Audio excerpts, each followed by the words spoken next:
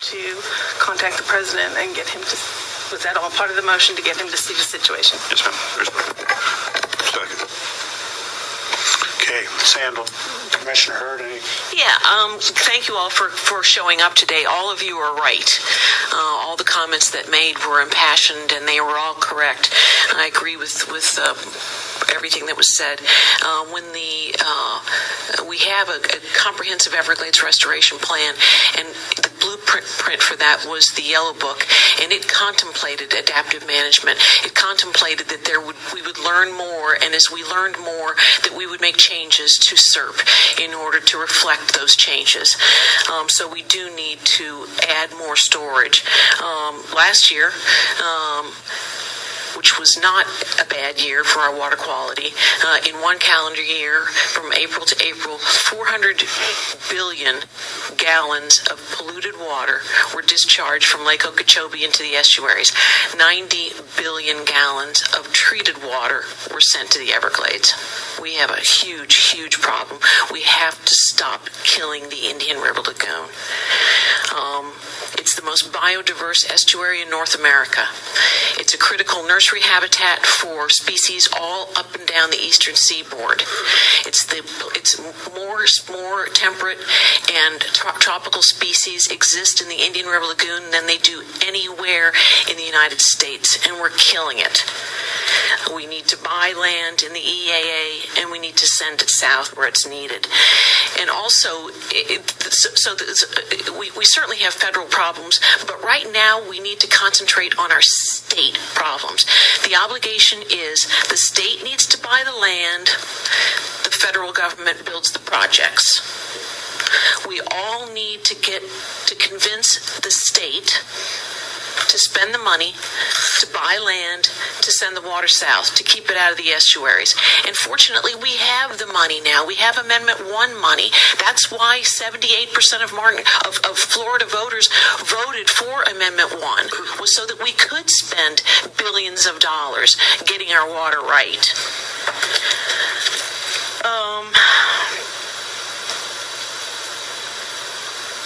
I would add to the motion. We need to ask the Army Corps to stop the discharges today.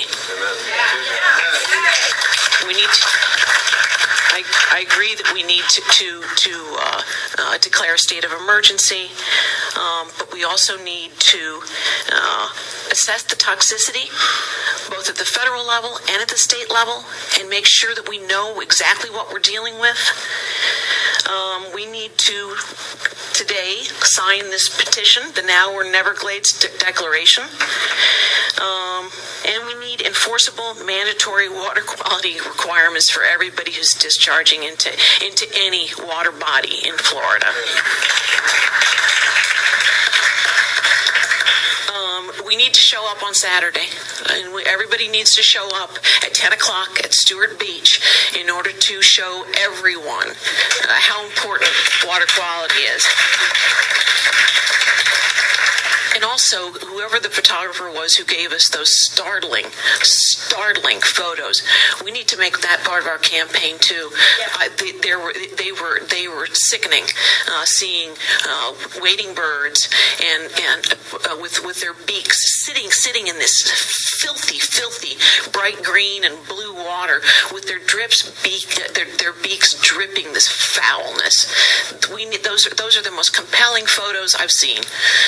So those are our starting points, and we need to perhaps convene a panel of experts, both scientists and also those who own the land that we need to buy, figure out what we need to buy, where we need to buy it, and then make sure that our legislature buys it and that they buy it this year. We've got the money.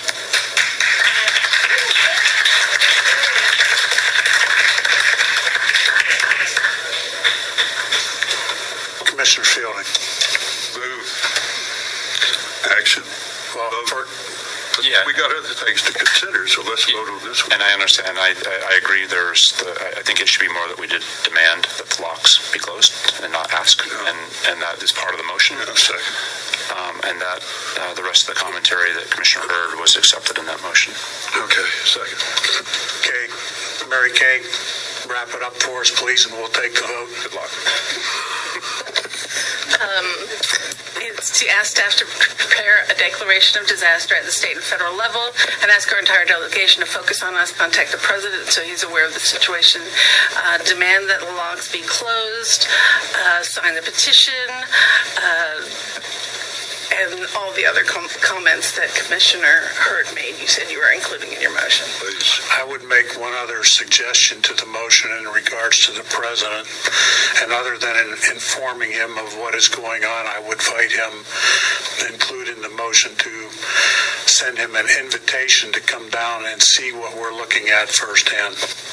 It was explicit in the motion, but I agree. You're having that as well? Seconder agree? We'll get to that. Okay, we have a motion on the floor. All in favor? Aye. Opposed? Carries unanimously. Okay,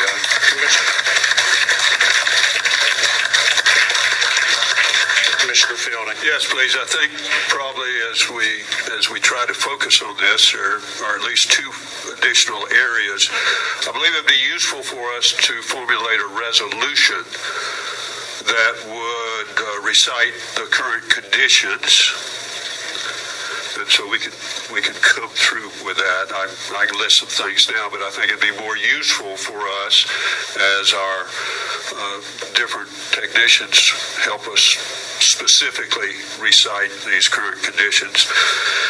Among those are the health and human hazards, the environmental destruction, the accumulation. Here's something that's really, I think it's becoming apparent to us, but I'm not sure that we've expressed it fully yet.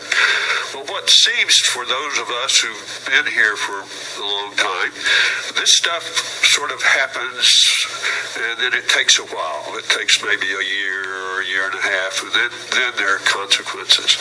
This is pretty quick. It has become more and more a almost instantaneous kind of response. So to me, that's conveying something different is happening. To me, that's saying that not just that we are being impacted from sources, but rather we are being embedded with problems ourselves, so that when these sources that stimulate this embedded contaminant, it flares up immediately. So I think our deal's changed.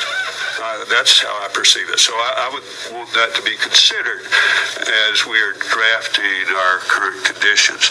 And then in that resolution, I'd like for us to consider what requested actions that we will take, that requested actions that we will ask others to take. There have been a lot of suggestions.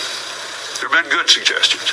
But I'd like for us to contemplate this so that we use this as a focused opportunity to go back to those that will have control of the purse strings, those that have control of the activities of South Florida Water Management, of Army Corps, of these various agencies, DEP, EPA, of these various agencies. So that would be another aspect of that resolution. So that's a motion that we pass a resolution that would have these components.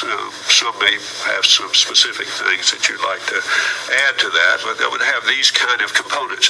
The utility of that would be that we would have succinctly, we would have the culmination of the opportunities that have been expressed here, and we would set that forth to those that have the power, candidly, to assist us, to help us.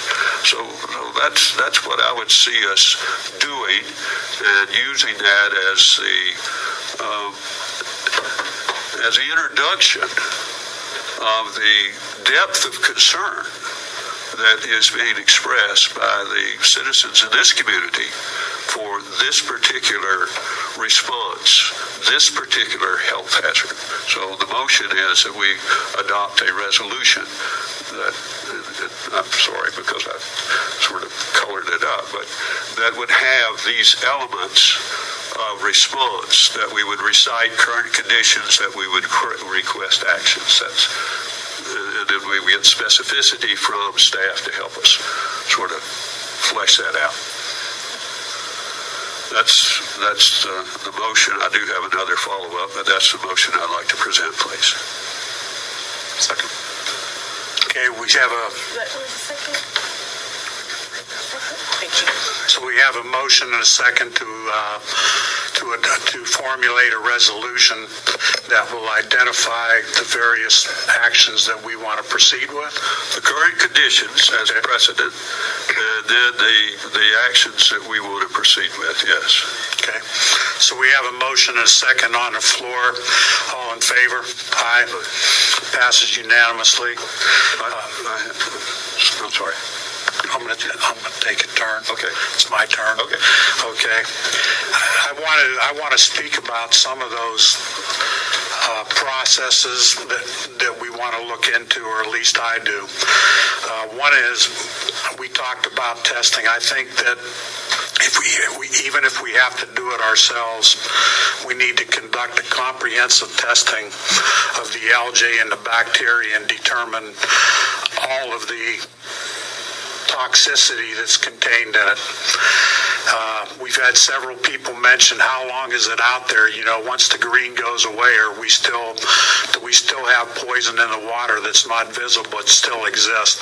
I think we have to determine that.